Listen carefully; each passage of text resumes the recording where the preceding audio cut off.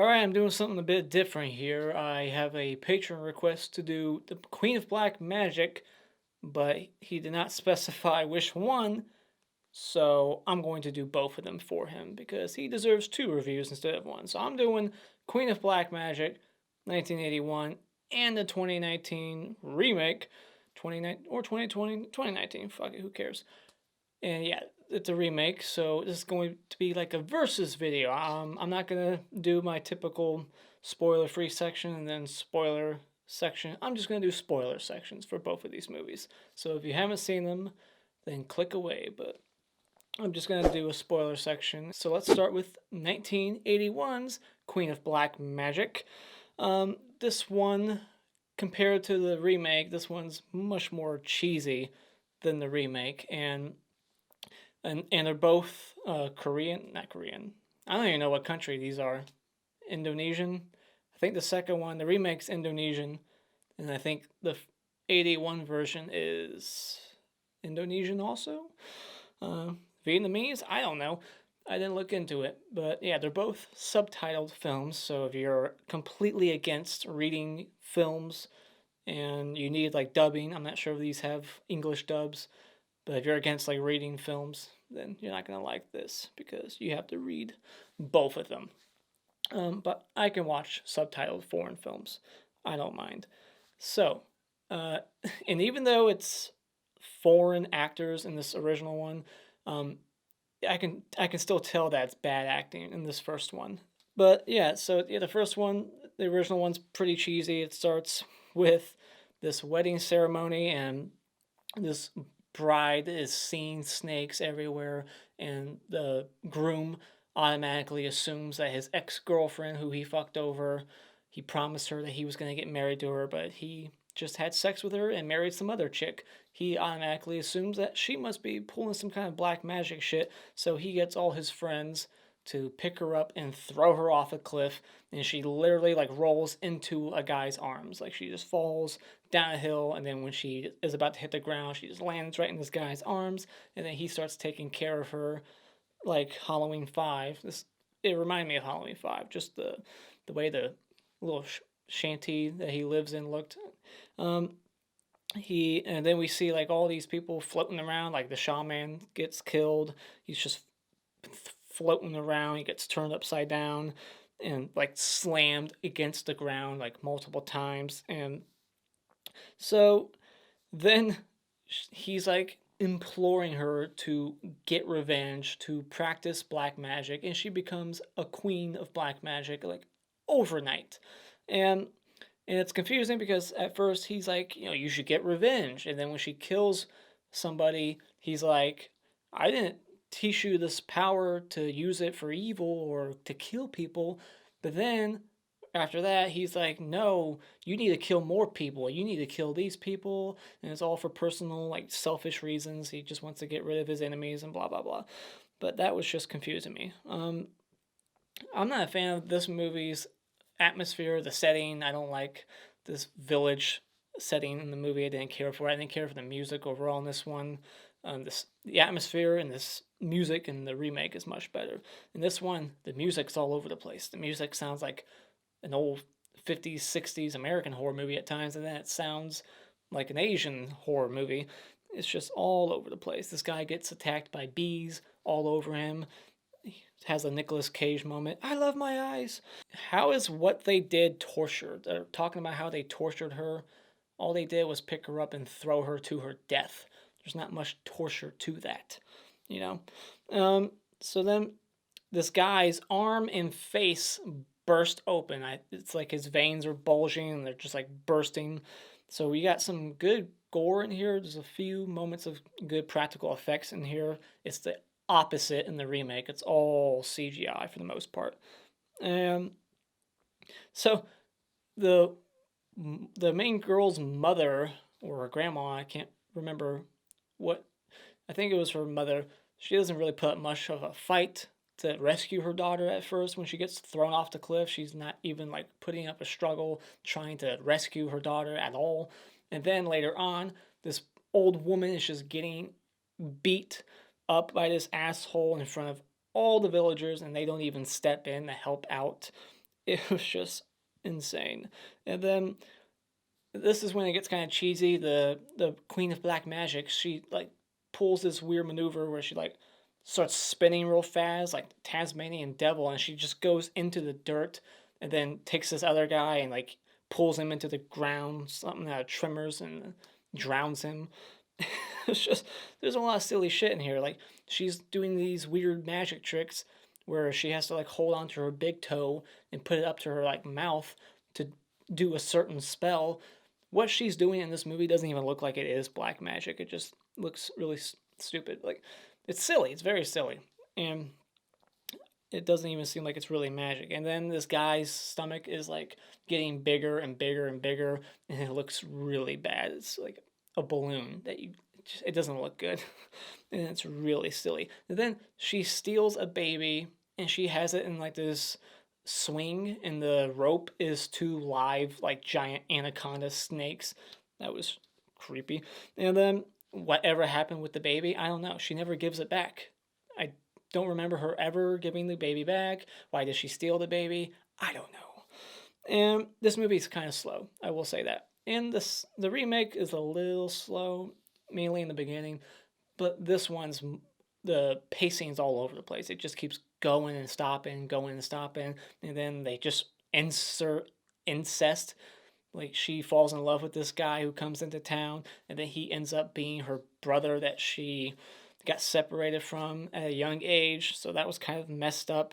And she's like naked in the river, and she loses her clothing, and she doesn't use black magic to get it back. I mean, she's doing all this other crazy shit with her black magic where all she has to do is like snap her fingers and shit happens.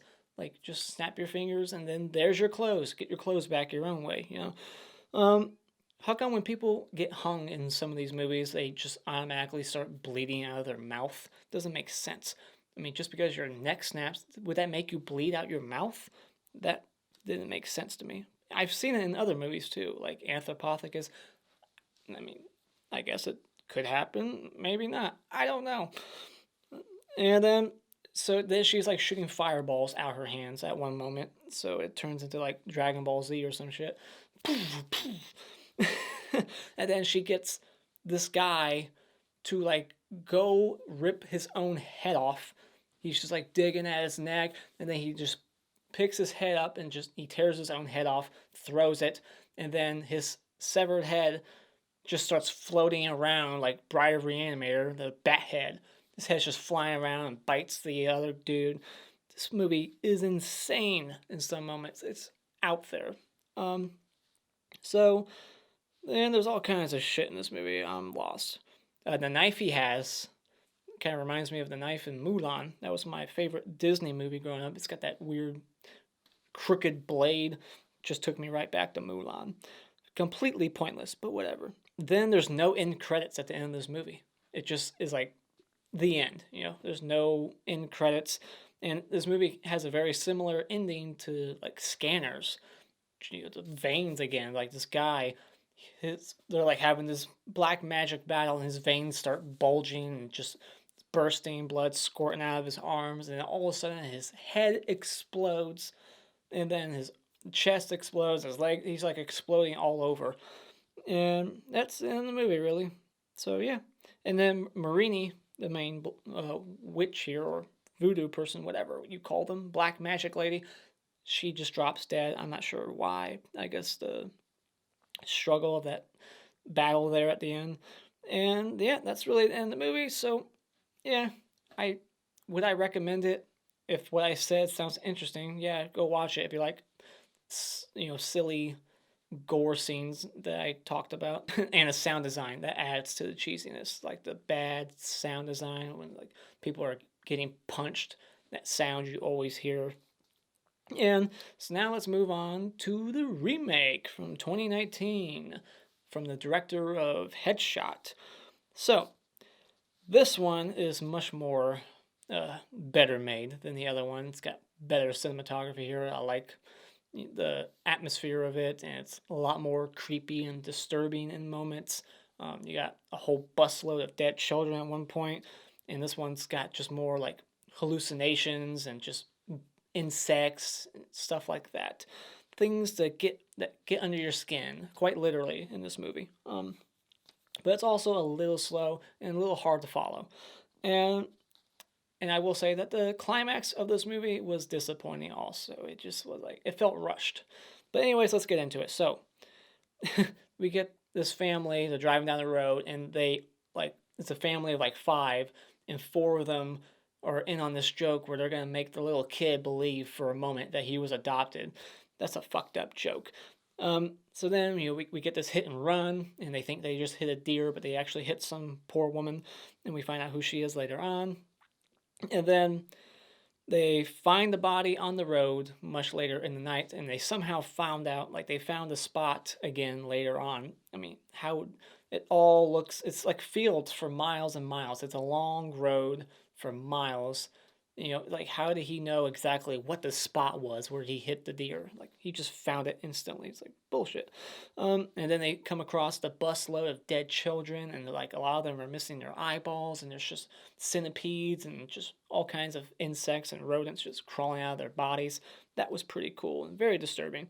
And then we get the whole, like, there's no signal trope that we always get in modern day horror. It has to be in these movies to explain why they can't just call for help. And then we have this whole like photo album of blank photos, and we find out later on that there's real photos that they used to take. I don't remember why the photos were blank. I don't even know. But it seemed like it was going to be important, so I wrote it down, but I don't remember what the answer was. But we find photos later on that show that the owner of this orphanage, because the movie's about this orphan who has a family now. He's going back to the orphanage where he grew up because the owner there is ill. And so him and his buddies from long ago all are reuniting for the first time in a long time to be there for him before he dies. But anyways, they find the photos, and they find out that the owner, when they were kids, was molesting all the girls. And they kind of helped him cover that up accidentally. So, and then this girl, she's like always talking to the boy and giving him the backstory of what happened there and showing him tapes. I don't know why she's doing that. Like, what's the purpose of showing Hakeem or Haki, whatever his name is, the youngest kid in the movie? Why she's showing him all the tapes? Why she's telling him the story? If she just plans on killing him later on, anyways. Like, we find out it's her and Marini, the girl from the original. So that's the only thing carried from the original movie is the concept of black magic and the names. We got the character named Marini used once again. So we get the scene where the guy he gets on the bus, all the bodies are like turned, and then when he looks again, they're facing his direction. He steps on like an egg, and when it bursts open, there's all these like insects, and they're crawling all over him. So it kind of reminded me of the bee scene in the original, but we got like all these CGI insects all over him, and like a big old centipede goes in his mouth and bursts like out his eyeball. His eye just plucks right out. So that was pretty gruesome, but I wish it could have been done practically. Most of the shit in this movie is CGI, especially all the creatures and the insects. So we get this scene that's very Saw 6, reminding me of the opening of Saw 6, where they have to like saw their own flesh off. This girl, even though she's very skinny, she believes that she's fat, so she's not eating, but then she's possessed in this moment, and she's like trying to saw the fat off of her stomach. She starts sawing the fat underneath her chin, and then she like wakes up and like realizes what she's done, and she survives, even though she tore a big hole open, like she peeled the flesh off of her neck. She somehow is alive at the end, I think. They said something like, and so-and-so's doing okay. Like, what? I couldn't keep up with all the names, but I'm sure that's who they were referring to at the end. So yeah, she somehow made it alive. And they have an older son in this movie, and they don't even show him or have him talk almost at all. Like, he's got nothing to do in this movie. They have the youngest kid in the movie in a lot of scenes, and he actually serves a purpose. He does something to help out. And the daughter, she actually has a lot of moments with this other kid that's at the orphanage, and she kind of like likes him, and that goes nowhere because he like cock blocks himself. Like, this girl was gonna suck your dick, buddy, at some moment that night. She was thirsty. And then what does he do? He sees a rat, he grabs a gun, I think it was like a BB gun or some shit, I don't know. But he like points it at her. Like, you don't point a gun at anybody unless you intend to kill them. And then he just tells her to go, and he's like, you're a slut anyways. Like, dude, you just cock blocked yourself. For what reason? Like, you hate her because she's rich? You're stupid. But then that jackass, he ends up stapling his own mouth shut. I thought that was kind of a cool scene. So yeah, and then he actually shoots the little kid twice, but of course he doesn't die. This movie doesn't kill kids unless it's the bus scene, so I take that back. We don't get to see them die really, but you got a whole bus full of children that are dead, but this kid gets to make it out okay. This one girl the girl who slit her neck open and her stomach, later on she's eating caterpillars, and her boyfriend is saying that they're poisonous, but she's alive at the end of the movie, so I guess they're not poisonous. And then this other girl, she swallows a couple of giant centipedes, and then they lay eggs, I guess, because more than the two she swallowed come out of her mouth later on. And like I said, it's all CGI. But then she's like ripping her arm, like you see like all the centipedes and insects underneath her skin crawling around, and then she's like tearing her own flesh off. So there's a lot of little body horror in the movie like that. And so yeah, then we get like this reveal that the one girl is in on it, and Marini, and the girl that was missing, she's the one responsible. And the girl that they ran over in the opening, she's alive too. How? Dude, when you see how fast they hit her, there's no fucking way she lived. She's a tough girl. So yeah, and then so we get this, climax here where she's like, you gotta kill your husband. They show how powerful she is. She's like fucking levitating outside. She can just do some Darth Vader type shit where she just like lifts her hand, and then like can control people and like have like force fields where you can't move, like you're just something's on you and you can't see it. But yet somehow she wasn't quick enough to stop this girl from like chopping her head off with a sickle. And then the one little kid snuck up on her and like stabbed her in the back, and the other girl that was helping Marini didn't do shit to stop him. She didn't hear him like come up and stab her. Like, bullshit. But then we get the scene where her head's still talking, her headless body's moving around, and she picks up the head, sticks it back on, and she comes at him again. But then she like throws a candle at her, lights her on fire, and then she's dead that time. So it is kind of easy to kill her. Like, chopping her head off wasn't good enough, but lighting her on fire, that does the trick. So I don't know, it felt very rushed. It was just like, all right, here we are. This is the climax. You gotta kill your husband, and then she just picks up a sickle, and then throws a candle. Movie over. Like, okay, like there should have been a lot more carnage in this final scene. There should have been other people dying. Like, there's 2 other rooms filled with the other characters, and they're like being tortured somehow. I don't know what exactly was happening to them. But yeah, it felt like this should have been bigger. This should have been bloodier. It should have been more of a challenge. Somebody should have died. Somebody else. There should have been a bigger body count here. But yeah, he also lets the pervert die with the witch. I keep calling her a witch, but I don't know what else to call her. The voodoo person, the black magic lady. So yeah, and then that's the end of the movie. And then during the end credits, they actually show a bunch of like pictures of the original movie, which was a nice touch. And she's got like PTSD or some shit. The survivor, the mom, she's like seeing Marini in the distance. She thinks that she's seeing her, or is she seeing her? Is it real? Is she coming back? Is there going to be a sequel? I don't know. But yep, that's basically the end of the movie. There you go. That's all I got to say about these movies. They're fine. I think the remake's definitely a better made movie. I just wish that the CGI wasn't so much. If they just would have done more things practically, I would have liked it better. But I do like the original for how cheesy it is. But I just wish some things were better about that movie. So yeah, I like some things better about the original over the remake, like the practical effects, the gore, the cheesiness of it. And then the remake is, a better made movie. It's better shots, better acting, cinematography, and it's more eerie. So yeah, that's basically my thoughts on these two movies. So there you go, Royce Bunn. I never said your name. This was a Patreon review for Royce Bunn, but like I said, I didn't know which one he wanted me to review, the original or the remake, so I did both of them for you. So there you go. I hope there's not a third one, and that's the one you were talking about. I'll be so pissed. Like, oh shit, there was a third one? But yeah, there you go. What did you think about both of these movies? Which one do you prefer? Let me know in the comments below. And as always, if you like what you've seen here, you can hit this like button and become a subscriber today just by clicking on my cartoon face in about 5 seconds. And until next time, auf Wiedersehen.